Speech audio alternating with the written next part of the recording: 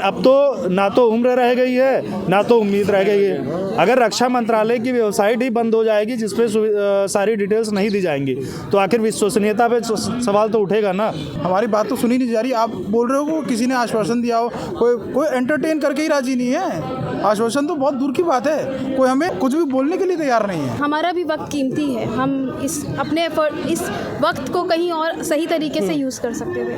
तो अगर ये आवाज़ अभी नहीं पहुंची सरकार को तो मुझे नहीं लगता कि हमारे इंडिया का फ्यूचर सिक्योर है। कि हमारे देश के प्रधानमंत्री कहते हैं युवा हमारे देश की शक्ति है और वो कहते हैं कि सबका साथ सबका विकास, और वो ये अपने मन की बात सुनाते हैं लेकिन किसी के मन की बात नहीं सुनते।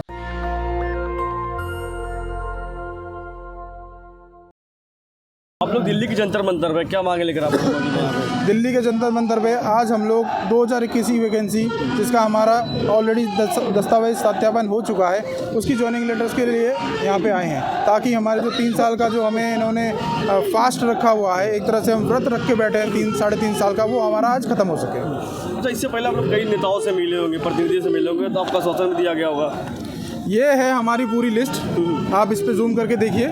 ये हमारा जो है राजनाथ सिंह के नाम का लेटर है, हमने 500 लेटर ड्राफ्ट किए हैं, बाय पोस्ट हमने भेजे हैं। सारे अभ्यर्थियों ने अपने अपने पर्सनल नाम से पूरा भेजा है। इसमें पूरी लिस्ट लगी हुई है, किस किस के पास हम लोग धक्के खा चुके हैं। ठीक है, इसमें प्राथमिक चिराग पासवान जी एमपी है, उनके पास हम जा चुके हैं। लक्ष्मीकांत वाजपेयी जी एमपी है, उनके पास जा चुके हैं। अर्जुन राम मेघवाल जो मिनिस्टर हैं उनके पास भी हम लोग जा चुके हैं। भरत सिंह डाबी के पास जा चुके हैं, वो भी एमपी हैं। संतोष सिंह गंगवार उनके पास, चंद्रशेखर जी, और बहुत सारे ऐसे लोग हैं, विनोद सोनकर, बहुत सारे ऐसे लोग हैं जिनके पास हम ऑलरेडी धक्के खा चुके हैं और किसी की तरफ से कुछ भी नहीं है। एक सिर्फ और सिर्फ चंद्रशेखर जी जो है भीम आर्मी के आज़ाद समाज पार्टी के जो चीफ हैं, उनके लेटर का एक जवाब आया था जिसमें उन्होंने ये बोला था राजनाथ सिंह के ऑफिस से कि हम ऑलरेडी इस पे काम कर रहे हैं। उसके बाद भी उस बात को 6 महीने हो चुके हैं और कुछ भी हमें न्यूज़ नहीं है इसके बारे में। आप कह रहे हैं कि चंद्रशेखर आज़ाद साहब की मुलाकात हुई थी, बात हुई थी उनके लेटर के द्वारा, इससे पहले या इसके बीच में 6 महीने के अंतराल बातचीत फिर हुआ दोबारा कि सर कहाँ तक काम पहुँचा आपका, कहाँ तक नहीं पहुँचा? कुछ भी फीडबैक नहीं है, कोई भी फीडबैक नहीं है, क्योंकि रक्षा मंत्रालय कुछ फीडबैक देना नहीं चाह रही है।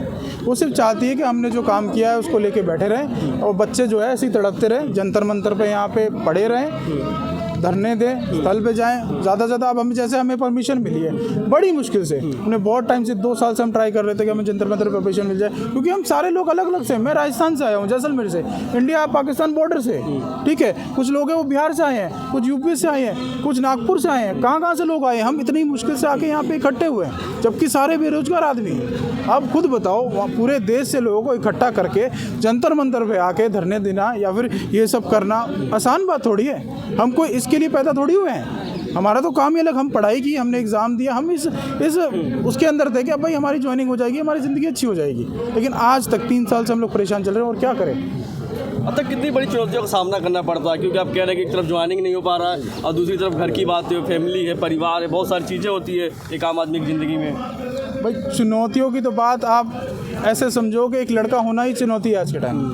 एक लड़का जिस दिन पैदा होता है उसी दिन उसके ऊपर जिम्मेदारी डाल दी जाती है कि आगे चल के ये मेरा वंश चलाएगा, मेरा परिवार संभालेगा, हमारी पूरी ज़रूरतें पूरी करेगा। और आज हम लोग सारे 30, 28, 30 प्लस हो चुके हैं सारे, हमारी आधी उम्र निकल चुकी है। कितनी बची आधी?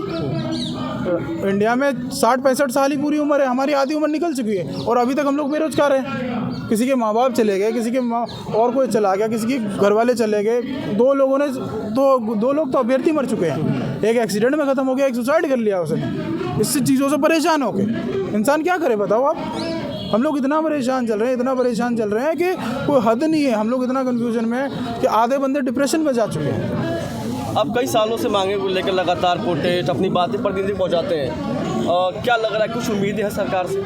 अभी तो हमें कोई उम्मीद नहीं दिखी, इसीलिए हमें रास्ता यही दिखा कि हम जंतर मंतर पे जाएं, जहां पे आप लोग जो हमारे भाई बंधु हैं, जिनके मीडिया के माध्यम से उन लोगों तक हमारी बात पहुंचे, ताकि उनके कान पे एटलीस्ट एक जूं तो रहेंगे, थोड़ा बहुत तो उनको असर पड़े कि भाई हमारे देश के इतने सारे बच्चे, युवा पीढ़ी जो ऑलरेडी हमारे देश का एक एसेट है, जो हमारे देश के लिए काम कर सकते हैं, वो आज जंतर मंतर पे एक नौकरी की ज्वाइनिंग के लिए वहाँ पे पड़े हुए हैं। इतनी ठंड में कोई बंदा जो बंदे, कुछ बंदे ऐसे हैं जो बहुत दूर से आए, उनके पास टिकट भी नहीं थी, वो जनरल में ट्रैवल करके आए हैं। हमें कोई ठोस जवाब तो दे दो, कोई एक ही ठोस जवाब दे दे कि भाई हमें उस तारीख को आपका हमें ये नियुक्ति पत्र दे दिया जाएगा या नहीं दिया जाएगा, कैंसिल कर दो। एक बात बताइए, हम इतने अभ्यर्थी इतनी मेहनत की है टेस्ट के लिए, ठीक है, शुरू से लेकर अपने एग्जाम तक, ठीक है, और फिर उसके लिए हम इंतजार कर रहे हैं, ठीक है। पहले हमें दे दिया जाता है कि 8 वीक में आपका रिजल्ट दे दिया जाएगा फाइनल, उसके बाद फिर 3 साल बना देते हैं। एक बात बताइए, जब उनका इलेक्शन होता है वो भी तो अपनी मेहनत करते हैं ना प्रचार करने के लिए, साला फिर उस क्या करते हैं, पहले ही डेट फिक्स कर देते हैं कि उस तारीख को इलेक्शन का रिजल्ट आएगा। तो हमारे भी तो कुछ होना चाहिए ना, हम चलो फिक्स नहीं करें, हमें तो ये तो दे दीजिए कि उस मंथ में आ जाएगा, हाँ उससे वीक में आ जाएगा, कुछ तो दे दीजिए। कोई जवाब नहीं दे रहे हैं। कोई प्रेडिक्शन भी होना चाहिए कि कब आएगा, अगर डेट नहीं दे तो कोई महीना बता ही बता दे, कोई वीक ही बता दे। हाँ, अपने ये डेट फिक्स कर लेते हैं कि उस तारीख को इलेक्शन का रिजल्ट आ जाएगा, उसके वो सांसद घोषित कर दिया जाएगा, वो कर दिया जाएगा। वो भी तो अपनी मेहनत करते हैं, अगर वो हार जाते हैं उनको दुख नहीं होता। हम तो किसी तरह के नहीं है, हम तो विकलांग हो चुकी है, न मर रहे ना जी रहे हैं, ऐसा काम कर दिया हमारे साथ। तो आप कर गया, बीच में फंस गए, बीच में फंस गया, कुछ तो करे ताकि हम दूसरी राह कोई और राह देखे। आपने अभी विश्वसनीयता की बात करी थी, तो नेताओं को तो अगर ये मान ले कि वो चुनावी वादे और सारी चीज़ें करते रहते हैं, शायद देश में रक्षा मंत्रालय से बड़ी संस्था तो नहीं है, विश्वसनीय संस्था कोई नहीं है। जब रक्षा मंत्रालय ने अपनी वेबसाइट पे प्रॉपर भर्ती निकाली, उसका एग्ज़ाम कराया, ऐसा नहीं उन्होंने एसएससी के थ्रू कराया हो, किसी अन्य संस्था के थ्रू कराया हो, उन्होंने स्वयं एग्ज़ाम कराया और एग्ज़ाम कराने के बाद उसका रिज़ल्ट दिया। रिज़ल्ट के बाद स्वयं MES पुणे ने डॉक्यूमेंट वेरिफिकेशन किया डायरेक्टली। हम लोग MES पुणे में अपना डॉक्यूमेंट वेरिफिकेशन करा के आए। अब उससे विश्वसनीय संस्था तो कोई नहीं हो सकती है। उसके बाद भी ये वैकेंसी 3.5 साल से अभी नहीं भरी जा सकी है। इसमें सबसे बड़ा जो इशू ये है कि आप जितने भी अभ्यर्थी हैं यहाँ पे, मैक्सिमम वो लोग हैं जिन्होंने इंटर में अपना या तो NDA दिया होगा या ग्रेजुएशन के बाद CDS दिया या भर्ती देखी, खुली भर्ती देखी, बट वो रक्षा मंत्रालय में ज्वाइन नहीं कर पाए। उसके बाद उनके पास ये आखिरी उम्मीद थी कि हम रक्षा मंत्रालय ज्वाइन करेंगे और देश की सेवा में अपना योगदान देंगे। लेकिन अब तो ना तो उम्र रह गई है, ना तो उम्मीद रह गई है। अगर रक्षा मंत्रालय की वेबसाइट ही बंद हो जाएगी जिसपे सारी डिटेल्स नहीं दी जाएंगी, तो आखिर विश्वसनीयता पे सवाल तो उठेगा ना। आखिर किस चीज़ पे विश्वसनीयता रखी जाए? कोई जितने भी इवन रक्षा मंत्रालय राजनाथ सिंह को पत्र लिखे गए, मंत्रालय उन्हीं के अंदर में आता है, उन्होंने कुछ नहीं दिया। KP सिंह उनके विशेष सचिव हैं जो रक्षा मंत्रालय देखते हैं, उन्होंने भी कोई अभी तक एक विश्वसनीयता भरा कोई जवाब नहीं दिया कि क्या किया जाए।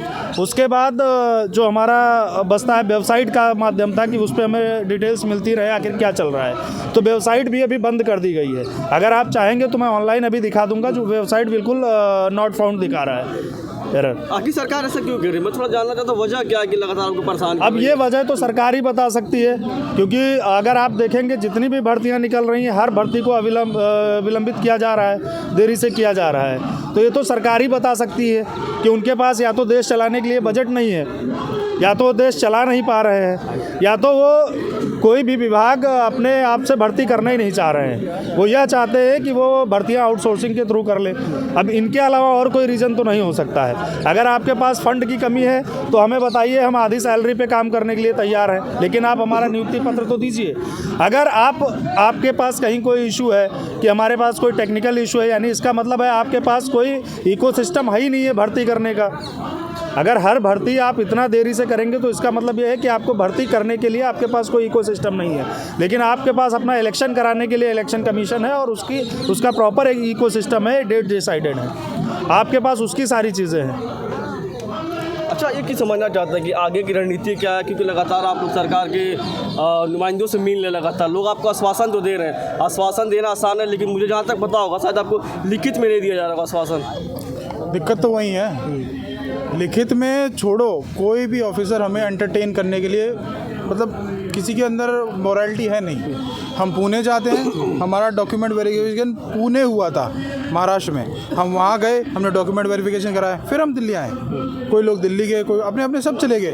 अब हम अगर पुणे जाते हैं, वो बोलते हैं आप दिल्ली जाओ, दिल्ली में पूछते हैं, वो बोलते हैं आप पुणे जाओ। अब हम तो दोनों के बीच में कोई ऐसा तो है नहीं कि राजीव चौक और जंतर मंतर का है कि भाई एक टांग इधर एक टांग इधर, पुणे कहाँ दिल्ली कहाँ। अब हम दिल्ली आए थे, वो हमें पुणे भेज दें, पुणे वाले हमें दिल्ली भेज दें, तो हम तो बीच में लटक गए। हमारी बात तो सुनी नहीं जा रही। आप बोल रहे हो कि किसी ने आश्वासन दिया हो, कोई एंटरटेन करके ही राजी नहीं है। आश्वासन तो बहुत दूर की बात है, कोई हमें कुछ भी बोलने के लिए तैयार नहीं है। हम यहाँ पर जो भी इकट्ठा हुए हैं लोग, बहुत दूर दूर से सब लोग आए हैं और जो भी हमारा MES का रिज़ल्ट है वो अभी तक नहीं आया है। तो इतने सबके द्वारा एफ़र्ट्स लगाए जा रहे हैं और आज भी हम यहाँ खड़े हैं अपनी आवाज़ के द्वारा सरकार को ये कहना चाहते हैं कि हमारा भी वक्त कीमती है। हम इस वक्त को कहीं और सही तरीके से यूज़ कर सकते थे। तो अगर ये आवाज़ अभी नहीं पहुंची सरकार को तो मुझे नहीं लगता कि हमारे इंडिया का फ्यूचर सिक्योर है। क्योंकि अगर फ़ॉरेन में भी देखा जाए तो क्या होता है, फ़ॉरेन में सब चीज़ें सिस्टमैटिक है, ठीक है।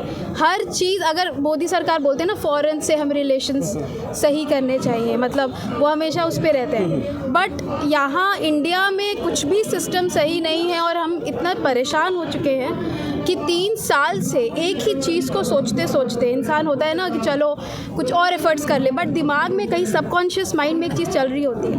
तो उसको मतलब यही आवाज़ है हमारी, सब लोगों की एक ही आवाज़ है कि नियुक्ति दे दी जाए, हमारे रिज़ल्ट आ जाए।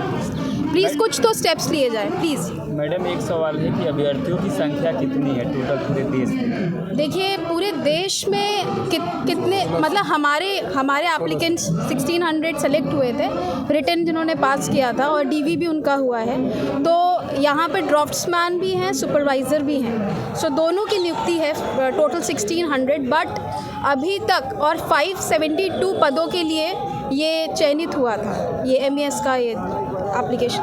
सो अभी तक मतलब इतने लोग परेशान हैं। प्लीज़ सरकार से यही दरख्वास्त है कि समय ना वेस्ट करते हुए हमारा रिज़ल्ट आ जाए और हम बस जितना कर सकते थे हम यहाँ इतना ही कर सकते हैं। पेपर के दौरान कुछ गलतियाँ हुई थी या सरकार या कुछ मतलब इस तरह का पेपर लीक हुआ था? नहीं, ऐसा कुछ भी नहीं था। ये जो हमारी वैकेंसी का जो पेपर था बहुत ही अच्छे से करवाया गया, इसमें कोई भी दो राय नहीं है, किसी तरह की कोई दिक्कत नहीं हुई। और इतना फास्ट प्रोसीजर था कि मार्च में रिक्रूटमेंट आई, अगस्त में एग्ज़ाम हुआ, अक्टूबर में रिजल्ट आ गया और दिसंबर में डॉक्यूमेंट वेरिफिकेशन भी करा दी। इन्होंने 8 महीने के अंदर एग्ज़ाम निकाल के और उसका दस्तावेज सत्यापन भी करवा दिया 8 महीने के अंदर, जबकि 8 महीने में एग्ज़ाम भी नहीं होता है, इतना फास्ट था। उसके बावजूद पता नहीं इनको कौन सा सांप सूंघ गया, वो 3 साल निकल गए हैं अभी तक। अब इनको याद ही नहीं आ रहा कि ऐसा कोई काम हमने करवाया भी था। हर एक बंदा जो है एक वो प्रॉपर सोर्स है देश के लिए, देश की रीढ़ की हड्डी है, ठीक है। उसके बाद भी सरकार की दूसरी कार्यकाल 2019 में हुई थी और ये वैकेंसी 2021 में आई थी। मतलब सरकार के दूसरे कार्यकाल के दूसरे वर्ष बाद ये वैकेंसी आई थी और आज सरकार की तीसरी कार्यकाल चल रही है और हमारी वैकेंसी का फाइनल कुछ पता ही नहीं चल रहा है कि क्या होगा हम लोगों का। और सबसे बड़ी बात है ये कि हमारे देश के प्रधानमंत्री कहते हैं युवा हमारे देश की शक्ति है और वो कहते हैं कि सबका साथ सबका विकास, और वो ये अपने मन की बात सुनाते हैं लेकिन किसी के मन की बात नहीं सुनते।